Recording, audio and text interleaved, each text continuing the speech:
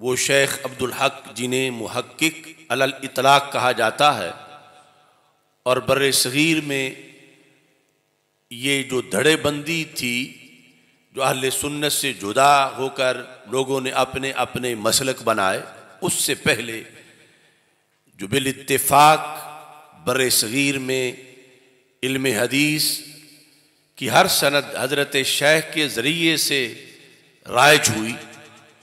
शेख अब्दुल हक मुहद्दिस देलवी अशियतुल लमात शरह मिशकात के अंदर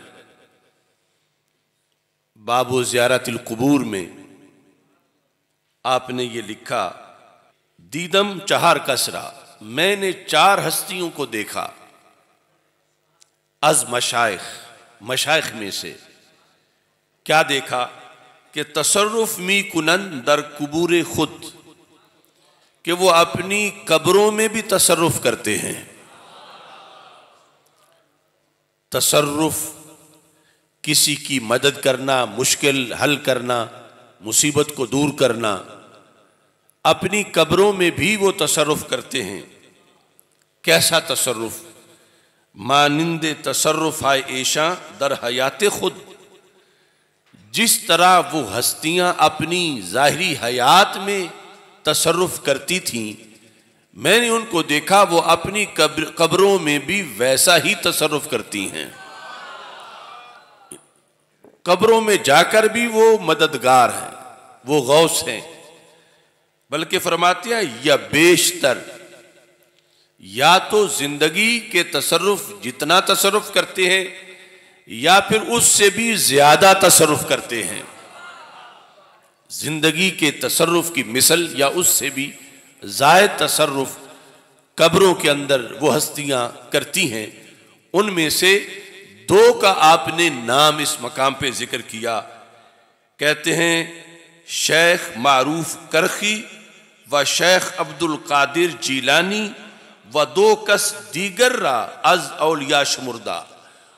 उन 4 में 2 हस्तियां तो और हैं, लेकिन 2 हस्तियों के जो नाम हैं वो एक सैयदना शेख मारूफ करखी रहमहुल्लाह ताला हैं, और दूसरे हज़रत सैयदना शेख अब्दुल कादिर जीलानी रहमहुल्लाह ताला।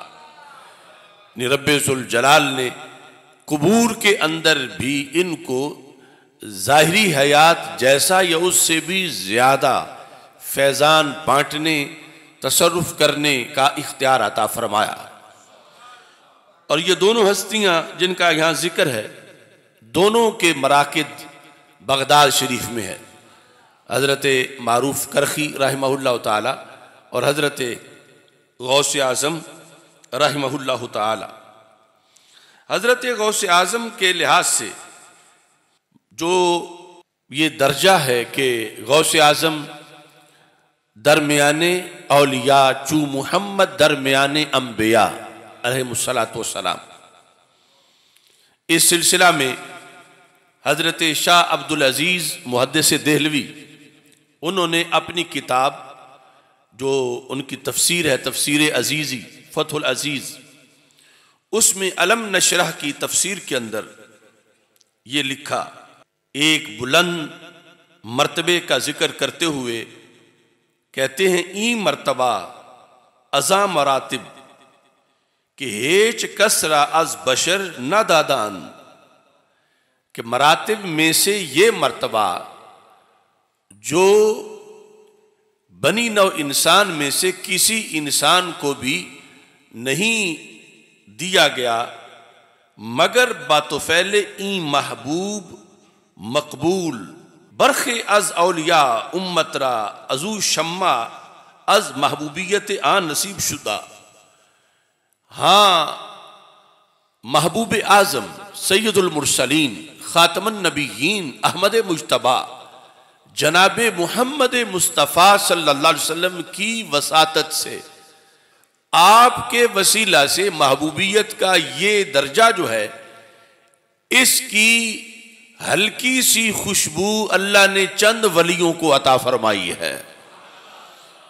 यानी अंबिया के बाद औलिया के अंदर चंद वली सारी उम्मतों में से ऐसे हैं कि जिनको उस मर्तबे की हल्की सी खुशबू दी गई है, थोड़ा सा हिस्सा उस महबूबियत का दिया गया है, और वो मिला वसातत के बगैर नहीं, वसीले के बगैर नहीं, बल्कि हजरत मोहम्मद मुस्तफ़ा सल्लल्लाहु अलैहि वसल्लम के तवस्सुल से अल्लाह ताला ने महबूबियत का, इनफिरादियत का वो मर्तबा कुछ वलियों को अता किया है। हजरत शाह अब्दुल अजीज कहते हैं, जिसके नतीजे में वो वली मसजूद खलाइक व महबूब दिलहा गश्तान, इसमें से पहला लफ्ज जो है वो तो उसका तर्जमा नहीं किया जा सकता, लेकिन दूसरे का ये तर्जमा है कि उस महबूबियत की, उस खुशबू की बुनियाद पर जो रसूल अकरम सल्लल्लाहु अलैहि वसल्लम की वसातत से उन चंद वलियों को मिली, वो वली क्या बन गए। लिखा है कि महबूब हा दिल गश्ता, महबूब दिल हा गश्तान, वो दिलों के महबूब बन गए हैं। उनको इंसानों में बहुत ज्यादा मकबूलियत अता की गई है। वो कौन सी हस्तियां हैं, तो यहां पर हजरत शाह अब्दुल अजीज मुहद्दिस देहलवी उन्होंने लिखा, मिसल हजरत गौसुल आजम व सुल्तानुल मशाइख निजामुद्दीन औलिया क़द्दसल्लाहु सिर्रहुमा, ये दो नाम लिखे कि रसूल अकरम नूर मुजस्सम शफी मुअज़्ज़म सल्लल्लाहु अलैहि वसल्लम की वसातत से सहाबा किराम रदी अल्लाह तआला अन्हुम के बाद जो वली हैं, उन औलिया को महबूबियत का ये हिस्सा खुसूसी तौर पर दिया गया कि उनका फैज़ दूर दराज तक पहुंचा और उम्मत में उनकी मोहब्बत को हर तरफ उसके झंडे लहरा दिए गए। उनमें से हजरत गौसे पाक रदी अल्लाह तआला अन्हु और निज़ामुद्दीन औलिया रहमहुल्लाह ताला, आपका बतौर ख़ास हजरत शाह अब्दुल अजीज मुहद्दिस देहलवी ने जिक्र किया। इब्तिदाई हवाला जात हैं जिनमें हजरत शेख अब्दुल हक मुहद्दिस देहलवी और फिर बाद में आकर हजरत शाह अब्दुल अजीज जो हजरत शाह वलीउल्लाह मुहद्दिस देहलवी के फयूज के कासिम करार पाए, इन्होंने जो इस सिलसिला में टाइटल मुंतखब किया सैयदना शेख अब्दुल कादिर जिलानी के जिक्र के लिए, तो वो टाइटल वही है जिससे आज हम ये कॉन्फ्रेंस मुनक्किद कर रहे हैं। लिखा कि हजरत गौसुल आजम के गौसे आजम रहमहुल्लाह ताला को महबूबियत का अल्लाह ने खुसूसी मर्तबा अता किया। आज ये धड़ाबंदी के बाद और फिरका वारियत के बाद कुछ लोग जो शाह वलीउल्लाह को भी अपना मुक्तदा मानते हैं और शाह अब्दुल अजीज को भी अपना मुक्तदा मानते हैं और अपने आप को बर्रे सगीर में इनकी तरफ मंसूब करते हैं, और साथ ही अल्लाह के सिवा किसी को गौसे आजम मानने को शिरक करार देते हैं। तो ये कैसे बंद गली में बंद है कि जिनके जरिए से अपना तारुफ करवाते हैं वो तो 11वीं वाले पीर को गौसे आजम लिखते हैं और किसी आम रिसाले में नहीं, यानी अपनी तफसीर के अंदर ये गौसे आजम का लफ्ज लिखा। और यहां तक कि इस्माइल देहलवी ने सिराते मुस्तकीम में गौसे आजम का लकब लिखा हजरत गौसे पाक के लिए।